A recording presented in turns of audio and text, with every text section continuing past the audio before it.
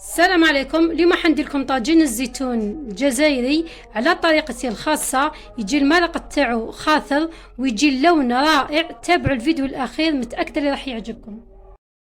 كمية من الزيتون الاخضر المنقوع في الماء مسبقا بيتنحال الملح، حبة جزر كبيرة، كمية من البصل الاخضر او العادي، قطعة دجاج، قطع من اللحم، كمية من الثوم، ملعقة كبيرة فرينة، القليل من الزيت.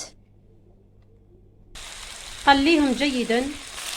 لما تشوفي الخضار ذات اللون الذهبي من التحماص تاع الفرينة، نديروا الماء الساخن، ملعقة صغيرة كركم، القليل من الفلفل الأبيض، القليل من الملح لأن الزيتون فيه نسبة من الملح، والدجاج منظف أيضا بالملح. ونخليوها لما تغلي نقصوا النار ونغطيوها ونخليوها تطيب بعقلها.